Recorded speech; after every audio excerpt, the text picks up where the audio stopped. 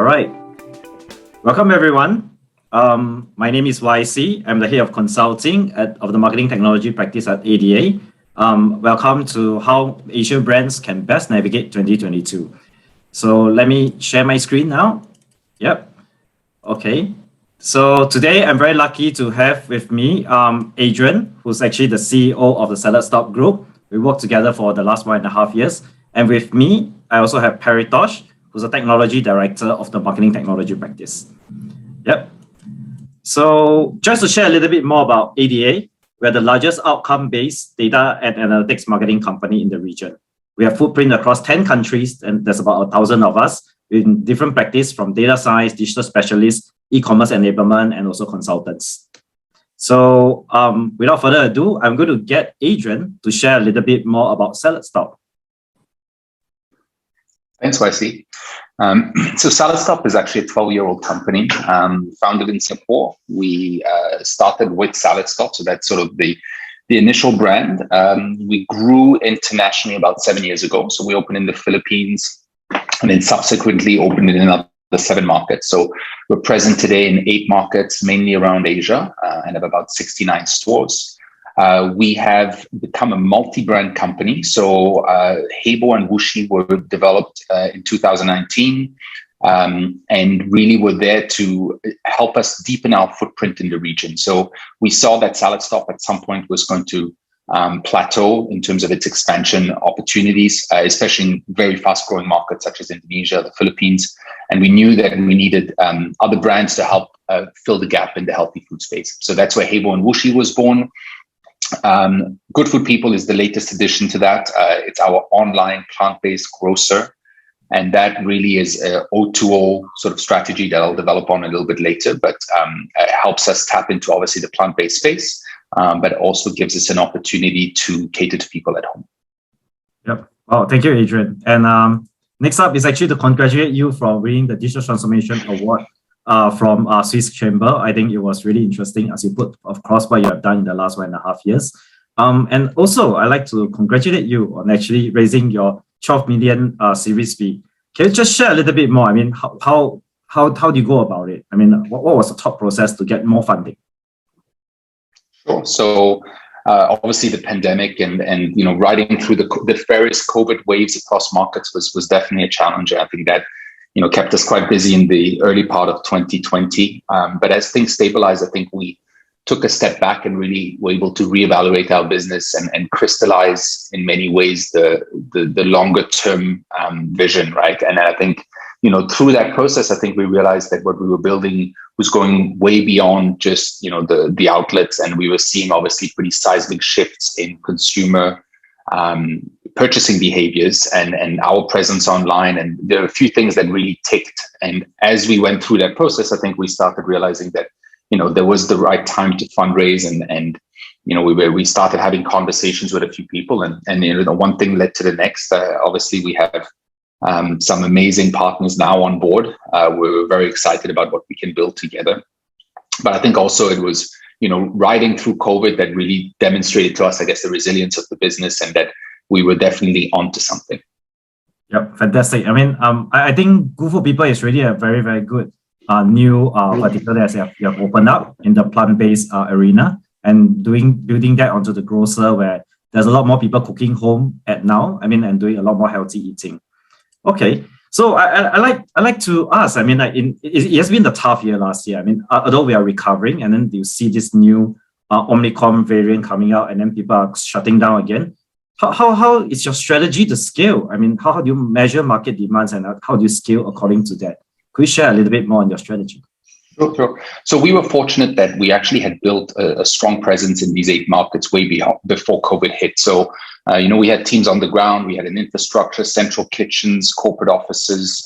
We really had a certain scale in a lot of these markets. So, even if we were not able to travel, we at least had a team on the ground that could execute. And so I think that was one of the biggest, I guess, bonuses that we had going into COVID.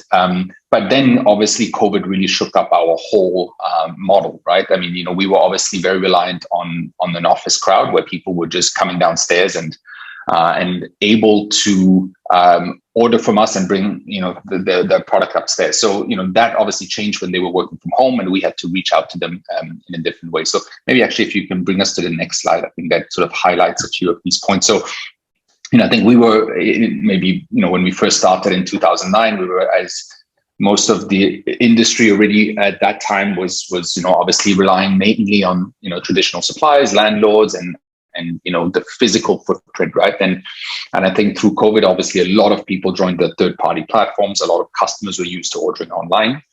But what we did, in the past few years is really started to focus on what we saw was the future of food, and then how we play a role in that, right? So one, on the partner side, I think we went way beyond, traditional suppliers, and they went directly to the farms. And that's, to agri-tech, food tech. I think we're very involved in that whole ecosystem now.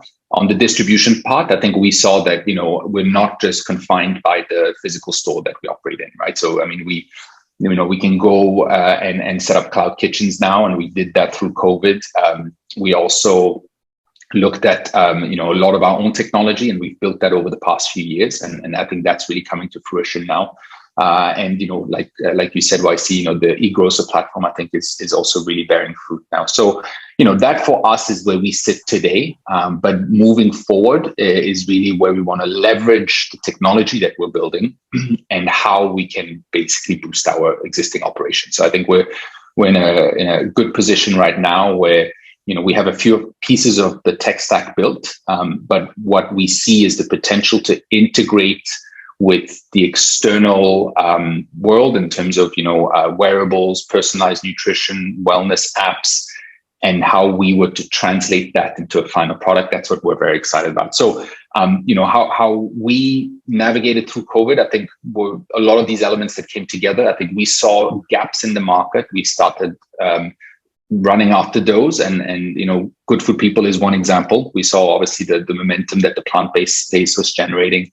We wanted to play a role in that. And then, obviously, I think on the digital marketing side, and this is where we worked with you and your team, YC, I think was, building out the capabilities in-house. I think that was something, again, we were not so familiar with.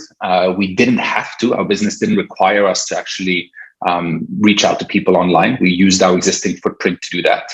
But that's where, we really spent time on training the team, bringing on some new tools, if it meant some new additional software or backend solutions that helped us with that. But I think that really was a mindset shift for us, being able to start measuring, some of the key metrics that you would look at for digital marketing, being able to also look at how that business evolved and how we were able to retain those customers, I think was really now kind of how we just look at the business differently after COVID. Yep. It's really fantastic. I mean, I really like how you lay out everything in such a clear diagram where you have a 1.0 to 4.0 and how you actually enable the team to grow sustainably. I mean, like how you believe in sustainable foods and everything else. I mean, I really see that actually translates into the strategy that you want to grow the company. Just now you talk about wearables and using data. So I like to ask you a little bit more. I mean, how do you see that? I mean, in terms of customer experience and personalization driving your growth? Because I think you're already touching the tip of the iceberg where you talk a little bit about data, personalization, and everything. Could you share more? Exactly. So I think, we're strong believers in that the world is becoming more personalized, or customers are expecting a greater degree of personalization. I think we've seen that from day one. I mean, we've always, created customer salad from scratch. We've given customers the option to do that across all three of our brands. And so for us, personalization is nothing new, but I think the level of detail that we're getting to now is what we're incredibly excited about. And I think, the way we're also looking at, and obviously as our entire ecosystem develops, is that it is becoming obviously more of an offline to online model. And I think the how that becomes a seamless, frictionless, and kind of a combined experience, that's what we're looking for. So, obviously, the circular economy, and like you talked about, everything about sustainability is huge. So that's, from us, what we see as a customer experience is going to be crucial. I think every customer now expects a business to be considering various sustainability initiatives. Personalization, like I mentioned, I think is obviously needs to be at the cornerstone. Human centric, I think, as we've seen with COVID, I think there's there's a need for connection again. There's a need to, at least in terms of our type of business, to build that emotional bond again with a customer. And that, I think, again, happens through a physical space. And another part that I think we're seeing a lot of interest in, and we have received more questions over the years, is on the traceability side. So I think, customers are definitely asking a lot more about their food. I think COVID again accelerated that. But what we want to really see is, can we, are we able on the back end and through, again, technology, be able to bring that to the forefront, right? Where you can say, my kale was harvested this morning at 5 a.m. in a vertical farm in Singapore, delivered to the salad bar, et cetera, right? So that's what we're particularly excited about. So on the front end, how do we personalize an experience and a product to someone's body type, goals, et cetera? And then on the back end, how do we integrate with a supply chain that is evolving, and I think one that we now have a lot more access to information. So I think that's sort of how we look at the customer journey moving forward, and how we're also building our technology stack. Yeah, fantastic. I mean, I really how you put the customer experience first before you look for the data of it. I mean, it'll be interesting for me to look at my salad and then be able to know, like, this morning it was harvested, like right in Singapore, and then supporting local. There's a lot of interesting, things that you can do. But I think there's a lot of hard work that you do, right, just to build the foundation of that. So I'm going to ask Paritosh, because I think from this kind of very, very personalized experience, I mean, Paritosh, what do you think is the technology foundation that you need to build for you to have a sustainable growth? Yeah, thanks, YC. I think from a technology foundation perspective, I think we need to understand three primary questions. One is, what is our business objective? And before even we jump into technology, I think there are three things that we need to look at. One is the business, which is the business objective, that we are looking at the business goal. And then is there a data need that needs to be supported, the actionable insights that needs to be supported by some technology tools? So then business and then data, and then underlying all business and data is what is the technology tools and different types of platforms that you can use to enable that exact business outcome. So all these three definitely is required. But before even jumping into technology, it's about mindset. As Adrian mentioned, it's a mindset shift. So a lot of brick and mortar shops, because of pandemic, they actually started online as their mainstream rather than brick and mortar shop, which was offline medium. So it really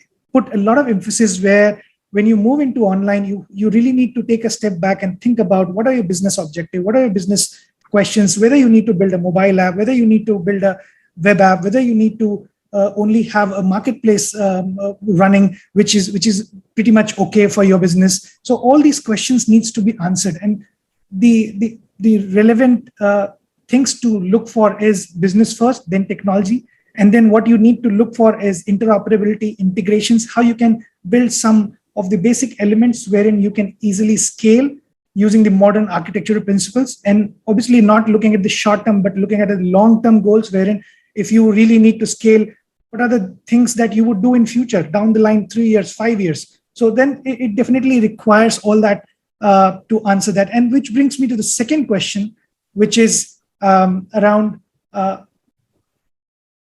next slide, please. Yeah. So yeah, which is the next question. What is the right foundation? So is there a one-size-fit-all technology stack that can help me scale?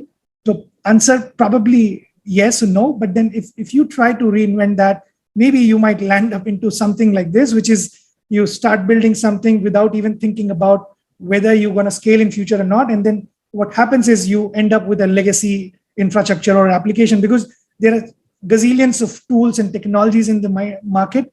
Even just I talk about MarTech, there are more than 8,000 tools as per the latest stats. So it can be really overwhelming. But the solution to this problem is basically where we take a step back and we future-proof our entire application development and build something which is much more granular, much more modular, and then create a kind of a composable view wherein you can reuse your existing components at different places. Like when you bring about an omni-channel experience, if you are building some of the components which can be used on your web, when you're mobile, maybe a kiosk application, maybe on a digital signage. So are you building those use cases or those functionalities as a small package, which can be reused across your channels? Is this something that you are already taken into consideration? These are the really good questions to look for before even jumping into doing any kind of a development. And then the final objective is, how do you actually pivot yourself from a brick and mortar shop, or even if you are digital already, but then how do you pivot yourself into a sustainable growth path? And that's where you have to actually look into the entire core of your business, wherein you build a business core at the bottom, which is much more modular, which has got different components of different departments, whether it's a finance integration, whether you're doing a CRM integration, whether you're doing a whole suite of ERP itself, or you're doing a mobile app, or you're doing a single page landing pages, or some digital marketing initiatives. But you really need to think business modules that you need to build first, and then start evolving your business step by step, be it using your internal IT or using some of your agency partners like ADA, and then build your entire journey, wherein you at every step you qualify those use cases and think whether this is reusable in future, whether I can build something which is much more maintainable at certain point, and then go through that entire cycle wherein you qualify at every step. During these steps, these are the kind of list down. I've done a couple of steps, which is really qualifying your requirements, like feasibility check and doing the business blueprinting, where you think about the architectural, how would you host your system, whether it's going to be cloud, or is it going to be hybrid, or is it going to be on-premise. There are some kind of a data compliance, there are some regulations. There's so many things to think for before even creating a one solution. And then first and foremost, you need to be agile. You can't really build something and then look for the end result after maybe the end in everything is done and then you fail. So it's like, if you are agile, and even if you commit mistakes, which is human errors happen every now and then. And I've seen across my customers, we try to build something, but after a certain point, we feel like, okay, this is where we might have to add some additional functionalities. So if you are agile, I think that is where you can fail fast, but then you can also fix those faster in rigorous cycles. And that is where you do that entire cycle. And to top it up, you also need to think about continuous integration and continuous deployment. What is the frequency of builds that you're doing? Whether you have automated your entire development cycle or not. So all these things together needs to come up into a single cohesive process. And that's where you can make up your sustainable growth path across your journey. And as Adrian mentioned, that they were initially offline, they were never even thought that they would need to go online, but because of pandemic, they had to think about that. So then they started looking out for online medium and customer experience. So definitely, what are the technology tools that you think from a customer experience is necessary? You think about that first. What are the data touch points that you need to integrate? You think about that. And then finally, at the end, you think about what are the technology tools I can leverage across all these digital touch points and to deliver those business use cases in order to be efficient. So all in all, this is something which I would like to highlight. Yep. Oh, thank you, Paritosh. I think one point that I would like to ask you then, I mean, you talk about composable architecture in your last slide. I think what's the danger of having a monolithic, or having a stack that's a little bit more custom? Can you share a little bit more about that based on your experience? Yeah, I think the thing is, like, when we build up something of a monolithic, the major problem is, like, if you have to do a small change, it has to go through the entire regression cycle, because you have to really look at the impact, because it's a live running production system. If you change something, because all the tightly coupled as a monolith, so if you change somewhere, you have to do rigorous regression cycle, which is where your time to market gets delayed a lot. And right now, the world we are living in, it's so fast paced that you can't really think about rolling out a small change in 3 months time. So definitely you have to be agile. And that's where the composable architecture or the modular architecture helps you build the basic building blocks of your system into different modules, so that the interdependencies are there, but then it is still, it can be developed in a siloed fashion, wherein you build it, deploy it, and then you can plug and play those components together. Yep. Okay. Thank you, Paritosh. I think that's really interesting because I think in a lot of our projects that we work together on, I think some of them actually we have some situation where it was left behind a legacy system, and then there's a lot of actually middleware actually plugged in. And then when they realize that they can make a small change without incurring a lot of cost because it's actually binded by proprietary custom system or middleware, it makes it very, very difficult for them to move and be agile. So I think sometimes maybe inviting you for coffee, Paritosh, maybe just to audit the stack will be something interesting to help them relook into their stack and see how they can grow sustainably. So I have a question for Adrian. Adrian, so in terms of technology team, I think you as you scale, I'm seeing that you're building your own internal technology team. How is that different from 2 years ago or 3 years ago? I mean, because as you scale, you must have a thought of why you want to bring it in-house, right? Can you share more? Sure.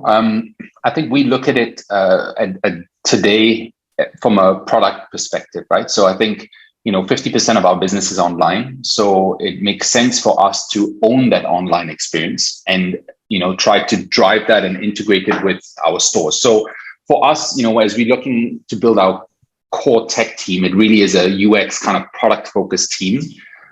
And then still relying on vendors to do the engineering work and all that.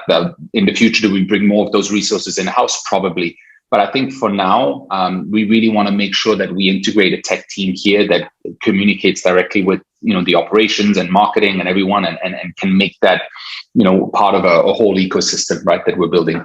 I think though the part that has become clearer to us over time is that we really just want to focus on that part of the tech stack. We're not going to be building a loyalty program from scratch. We're not going to go and build a CRM or anything like that. So I think over the years, we were maybe struggling to find those solutions out there, but now, everything is kind of available. And I think it makes a lot more sense to integrate. So I think also the tech world has changed quite a bit. And now with APIs and everything else that we can build, I think we see the potential and the new ways to drive more revenue now happening a lot more through APIs and what we can do with various partners as well. So that's why I think having obviously that in-house capability will help us move a lot quicker. And again, just focusing on that one part of the business, right? I think that's also key. Not that we're just hiring a tech team for the sake of it or trying to do too many things. Yep, great. Yep. Paritosh, any thoughts on that? When it comes to in-housing? Yep. Yeah, no, definitely. It makes sense. If we can build the capability in-house, definitely you should build your in-house capabilities. But then obviously, one of the point that Adrian touched upon was, do you have the right skill set to build those capabilities in-house or not? So some of the time what happens is, if you're not very sure, like some of the businesses are not very sure what objective they're trying to make. And then if you try to build those capabilities in-house, maybe there are chances that you might not be able to be successful. So that's where if you partner with an agency to build that capability, help you navigate through that path in-house, and then later on take the ownership of that, like we have done with a lot of our customers, wherein they engaged us during that entire journey, where we help them into transform digitally, and then we handed over the entire technology stack to them so that they can maintain it in-house and then be able to accelerate their different types of use cases, the marketing initiatives on their own. So we a lot with our customers where we help them to navigate that, build that capability in-house, and then help them with a lot of trainings and mentorship and guidance and with a lot of documentation so that they can pick it up and they can sustain themselves in-house as well. So yeah, we can definitely look into that as well. Yep. Okay. Thank you, Paritosh. Let's take a look at some of the questions. I think there are some questions coming in. And for the rest of the audience, if you have other questions, just drop them into the Q&A box. I have one from over here. So I think this is more for Adrian. How do you manage multiple brands with multiple positioning and multiple market segments? It's a good question. So I think, we've obviously come in with quite a bit of experience having operated SaladStop in all of these markets. So I think we, over the years have seen the gaps form and have then built brands around that. So I think, we were opportunistic in that sense. We also are keeping these brands, tied together in the healthy food space, right? So I think that's also key to make sure that, we're not going to enter the fried chicken business. So I think we want to make sure that we stick to the core of what we're good at, right? Where we're specialized. And then the last thing I would say is, we also work with local partners on the ground. So we're not doing this on our own. We always have partners that either have other businesses, our partners in the Philippines, for example, have Starbucks and Shake Shack, etc. So they have a very good pulse of the market, and we asked a lot of feedback from them. And then also, we have other partners that just are kind of on the ground, right? That speak the language, know the local taste buds. So I think those obviously the partnerships are really important to make the business work on the ground. Yep. Okay. Fantastic. I mean, I always remember how you told me about how you actually started the Hebo brand. I mean, how you actually moved from not only serving salad, but now moving to warm proteins. I mean, maybe you could just elaborate just a short while on how you ideate the entire Hebo concept. Sure. So I think, salads, and this is where, going all the way back to when we started in Singapore, I think, people thought we were nuts to build a salad brand, which was not part of kind of the local diet. And we were not building salads to just open 5 stores in Singapore and cater to expats, right? It had to work with locals. It had to work in the Philippines. It had to work in Indonesia. So I think that challenge really taught us a lot about how we definitely mindset can change, but also how, we were still catering to a certain group of people, right? And those are generally working professionals in whatever market we were in.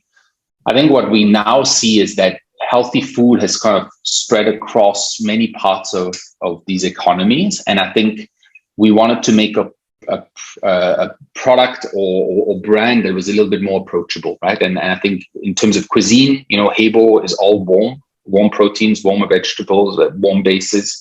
And also super adaptable in terms of local flavors, right? So I think we basically build an Asian grain bowl concept. And so, when you're also able to then actually work with products that come at a lower cost, grains are actually cheaper than lettuce as a base. That also allowed us to bring down the price. And so with, the technology and everything that we built, the efficiencies in the kitchen, now we're able to kind of target a part or a segment of the population that probably would have not consumed SaladStop. So, and that's what we see. And that's what, we're very proud of, is that, Hebo today in Singapore is really looking at a different audience and attracting different people than SaladStop would. Yeah. Okay. I think this is quite coincidental, because in the Q&A box I see Lisa asking, hey Adrian, you mentioned about the gap before Hebo, Wuxi. Before Hebo and Wuxi was started, what was the gap? I guess you already covered quite a bit in the answer when we talk about Hebo.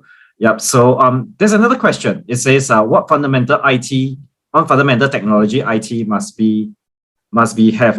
I guess it's essential for starting business. Wow, that's quite a big question though. I mean, it can be answered many ways. Maybe I get Paritosh to answer this, and then maybe we can get Adrian to touch up. To also add on. Yep. Yeah. I think it's quite a broad question. But yeah, fundamentally, I think, as I said, again, going back to my previous statement, you don't need to think about technology first before starting a business.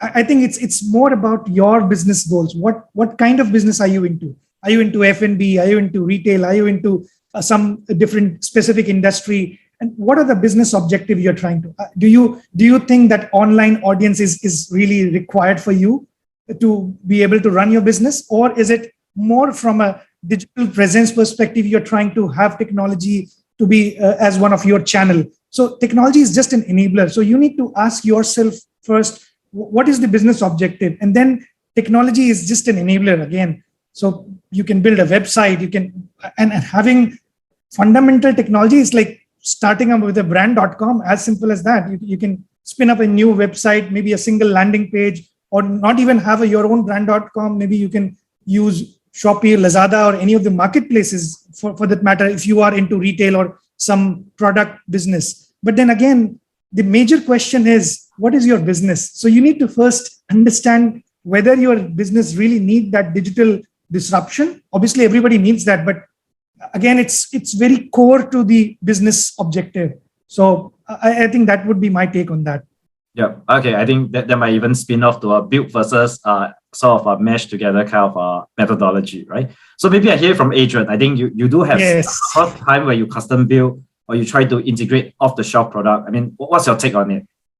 Yeah, I agree with Paritosh. I think if you boil it down, it's what value add you bring to the customer, right? And can you do it better than anything else that is out there in the market? That would be the first question I'd answer. I think if we were to start SaladStop from scratch again, I think we would definitely take on an existing solution out there. I think in pretty much, most of the tech world now, you have third-party software that you can just, deploy very, very efficiently through the store, and then figure out, are there certain pieces that then make sense for you to build either on top of that, or are you going to provide enough value to the customer for building something yourself, or enough of a differentiator compared to everyone else in the market? So that's even how we look at our existing tech stack today. Again, we started building a lot of things. I mean, just to give you an example, our payroll system, we had built that from scratch. Wow. Now it makes no sense, right? 6-7 years later, there are enough good solutions and much better solutions out there. I think that's also where you have a certain bandwidth and focus, and I think you need to make sure that you stay aligned with, again, what you're going to bring ultimately to the customer. Yeah, fantastic. I think you're right. I think sometimes being a early adopter or early builder of technology actually sets you back after a few years later. And actually getting something off the market seems to be easier. I always liken it to buying a phone. If you pay $1,000 for this phone, next year you'll get more feature for the same price. So I think it might be better to, it's like a rental system. It's a better way to tackle the technology stack. Paritosh, I think there's a question for you from the audience. So, hi Paritosh, I have a business that focuses on services and we focus on B2B and not B2C. We all need landing pages. Yeah, so I think right now, I would say be it B2B or be it B2C, landing pages is where you get the data capture. You capture your leads and you nurture those leads through your CRM. So again, what kind of B2B business are you into? It will again be a question to look for. Definitely, if you are something like Unilever, probably have a bunch of products across. They have a lot of distributors. Why not a landing page to attract your distributors to get on board and get enough of leads so that you can enhance your distributor ecosystem? Definitely, why not? But then again, it is very core to your business problem. So to answer your question, yes, definitely. Yep. Okay. I think I add a little bit to that. I mean, B2B is a quite interesting opportunity. I think it's about the landing page. I think it's a lot more in the tech world that we use it. I mean, whether you download a white paper in order to get the contact details, but you actually can nurture it a little bit more. I think for SaladStop, I think Adrian had created a B2B for catering, right? And also for corporate order at one point in time. I think it depends, and that is really necessary. And you just added on that you focus on supplying spices and herbs. I would think that you definitely need a website and a landing page, because the first thing that anyone wants to look for supply, they Google it, right? So, or then if you're not SEO optimized, they won't land on your page. I think that the second part of it is that, of course, in the B2B world, there's a lot of word of mouth and everything else, who you trust as a supplier. And you just mentioned that you use SEM. Yeah, but I think beyond SEM, I think what you want to do is also to go beyond that and have the SEO do a little bit of hardworking work for you. So by creating a lot more content around spice and herb and how they can use them and how's your successful case study, allows you to have your digital shopfront, even if it's B2B, to actually get a little bit more traction. So I think this is something that you can optimize on your website. Feel free to reach out to us. I mean, we can have a chat about how we can help you improve your B2B sort of reach and acquisition. Yep. There's one more question. Let me see. What's the best way to reach out to the customer when you already acquire their contact information? Is it by contacting them, or is contacting them enough? So wow, okay, this is interesting. I guess from this question, I think having the contact details, I mean, we might as well just use on the spice and herbs example. So if they do leave their contact details to you, I think number one, you do have to get consent on whether they want to be marketed to. If they want to, then it depends on what kind of information you want to market to them. So it could be down to the latest supply, the latest stock that you have, or, like reaching them to tell them about the latest technology that's in harvesting the herbs that allows it to move better. Yeah. I mean, I think with Adrian, I think on SaladStop, I think we analyze a lot on the customer contact information. I think not only about whether they came in for a newsletter, whether they came in to sign up as a member, and then we look at the transaction and see, hey, they have actually ate salad, this week, and then next week, should we actually remind them to do it, or should we actually get them to upsell and cross-sell? Yeah. Adrian, anything to add on this? Yeah, leveraging on the contact detail of a customer. Yeah, I think, one step further that I think we went through together as well is we then were able to map out where most of our orders were coming from. And that led us to open, our first cloud kitchen during COVID. So I think, I guess in that scenario, we actually went beyond just reaching out to the customer. We actually took all that data and looked at how would we move closer to them to actually cater them even faster and better. So, I think in terms of the customer, obviously, we live in a world where we're just bombarded with information. So I think it still needs to be done very thoughtfully and targeted and segmented in the right way. I really like how you say that you literally move nearer to them and you set up a cloud kitchen in Katong. Just to add a little bit color to that, I think remember that in the first few weeks of opening, we look at actually how much people are buying, what's the composition of the order that they bought, and actually we realized that actually a lot of them about 20%. Actually, of them started repeating order within the second and the third week. So then we started to see a trend, and eventually we were able to sort of match up to a 50-50 kind of split between new customer and also repeat customer. Wow. Here's one from the audience again. I think it's quite a long one. It says, hey, Adrian, you mentioned that F&B businesses now need to further innovate, take sustainable practice, build connections with customer trust and trace. More and more businesses are transforming. How do you see yourself differentiate in what you do versus your competitors? What can you say about your competitors in the different market that are not transforming fast enough? There's two questions. Yeah, it's very good questions. I think the whole landscape, I think, is at least the way I see it, is diverging in two ways, right? You have the restaurants that I think are still going to rely very much on providing the experience. And I think customers will actually want that even more than ever, to go down and have a cocktail, and that whole experience, I think, is there to stay, right? But I think then a lot of customers obviously have been exposed to delivery and that convenience. I think if, brands like ours, for example, haven't pivoted online and haven't tried to kind of understand that space, I think those are the ones that will be in trouble, because it will be harder to survive, not just against other F&B operators that have ventured into that, but you even look at the third-party deliveries. They are building their own brands. They're setting up their own cloud kitchen. So I think when you look at and how much funding is going into that space, I think there's going to be a lot of consolidation there as well.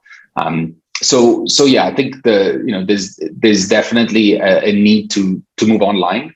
The second part, I think, is on making a conscious effort to focus on sustainability, or at least I think that can really be a differentiator. With deliveries, again, you see the amount of waste that has generated. I think there needs to be a longer term solution for that. You look at customer behavior patterns. I think I saw a stat the other day that 69% of all customers now will choose a brand that is more sustainable over the other. So I think that's the reality now. So yeah, I think it's about again trying to understand where customers sit today and how that has changed over the past 2 years. Yeah, fantastic. And so I think you have answered both questions easily. Yeah. So are there any other questions from the audience? I mean, we have Adrian here. I think it's a rare opportunity. I mean, we don't get to do a good Q&A with him. Are there any other questions? Yeah. Okay. Let me just take a look through the audience. Oh, wow. Okay. This is one that's interesting. So it says, what's the most anticipated digital marketing strategy in 2022?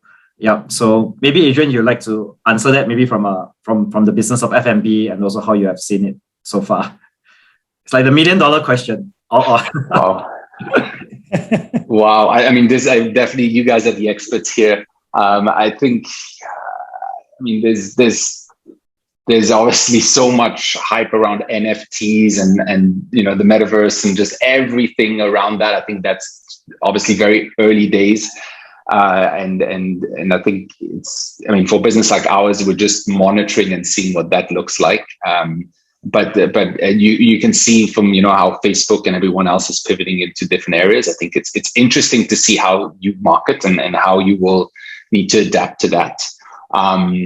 But I think, you know, at least for me, the way I would look at 2022 is to see how sort of dust settles with COVID, right? How many behaviors will have really cemented themselves. You know, we look at, for example, how many people will actually be working from home versus going back to offices, right? And that means, do we open more cloud kitchens? Do we move, you know, back into physical stores? How we reach out to people? What the purchase behaviors will be like. So for us, it's really about kind of more of a transition year, trying to see again what will stick. And then how to market ourselves to that, and how to, you know, even change our products accordingly. Yeah. Okay. I mean, fantastic. Actually, Adrian, you also covered this a little bit earlier. I think in the F&B scene where people want the experience in the store. So I think what we see in the market is that, like Adidas, they actually open up their flagship store in Orchard Road, right? I think it's really down to doing that extreme experience. And on the other end, they want to make it totally seamless for the customer to buy anytime that they want. I think one of the trends, at least I've spotted, is that over the last 2 years, because everyone's pivoted online and doing everything digitally, the competition for the digital experience is actually very, very tough. And people are looking for a very, very high level experience. So if you believe that just having an online store is enough, I think it doesn't actually stop there, right? So, I mean, I have my wife buying lots of e-commerce stuff from marketplaces, and each of the marketplaces person throwing a free gift or throwing an additional lesson for the kids if you buy assessment books. So I think what we are seeing is that the experience of the design of the customer experience is totally important beyond what you have in the digital marketing strategy. Of course, then there's also this threat that the cookie is going to die and everyone's looking forward to making their own layer of first-party data. Of course, for NFT and crypto, we have seen a lot of interesting money-making strategy in Singapore, but that shouldn't be what we discuss about crypto and NFT. It seems to be a trend that's catching on, but everyone's looking in a different direction for that. Yep. Let me see. Okay. From Amos Wong. Amos Wong say I have 2 F&B brands and 3 outlets, 2 pizzerias and 1 cafe. How is the outlet at Fusionopolis going? Are you giving up on dining? Is delivery only sustainable? That's interesting. Yep. That's a very interesting store, because, you know, prior to COVID, we had the SaladStop store that was operating by itself. Then the unit next door became available. And we saw an opportunity, again, having a good understanding of the delivery radius around us. We knew that, you know, by adding Heibo and Wuxi there, we would be able to kind of amplify the delivery experience and potentially also, obviously, the revenues when you bring all the brands together. But now, you know, it'll be interesting to see how we operate a hybrid model, because those 2 stores were basically running as a cloud kitchen. But now we're going to have both, right? Which we know how to do. But that was a little bit of the bet we took when we built that store, knowing that in the long term it would have to operate as both, but that, you know, it would also have obviously a very good delivery zone for us. Yep. Amos, I hope that answered your question. I think the cloud kitchens or the dine or the delivery only format, delivery and takeaway format seems to be catching on in Singapore. I mean, I personally drive to a factory in Hillview, which is around Bukit Timah area, just to collect, just go to the Grab kitchen, because I mean they have Mr. Coconut there that is not available when the mall closes near my place. So I think it's very interesting to see that. I mean, people are actually, even for those people who drive, a delivery or a pickup, self-pickup is actually picking up quite a bit. Yep. Okay, let me see. If there's no last question, then I think, oh, wait, hold on, let me see. Okay, well, this is from Marcus again. Yep. So do you see yourself exploring the opportunity after building the tech capability to license the tech to other F&B business? It's a good point. There's definitely that in the back of our minds. But I think the focus obviously still lies on, you know, how we implement this, not in Singapore, but then, you know, in every other market. So that will be our first challenge. And then, yeah, I mean, I think, again, if we think that there's enough potential out there to spin this off, I think there's there's definitely interest in something like that as well. Yep. I'm sure when the time is ready, we'll reach out to you, Marcus. Yeah, I think that will be very interesting new business for Adrian to take on. Yeah. Okay. I think with that, we'll cover quite a lot in the Q&A. Actually, thank you, Adrian. I think today, the Q&A session actually brought a lot more colors to the entire webinar, and then that is really interesting for you to answer all those questions. And thank you, Paritosh, for sharing all the infrastructure foundations that you need to grow sustainably. So with that, I'd like to thank everyone for taking precious time out of your day to attend our webinar. And we'll see you soon in our next webinar. And if you want to download our new 6 steps to drive growth with MarTech, that's the QR code there for you. If not, then you can actually just download it via our website. And once again, thank you everyone for attending, and thank you, Adrian and Paritosh. We'll see you soon. Thank you. Bye-bye. Thanks, everyone. Bye.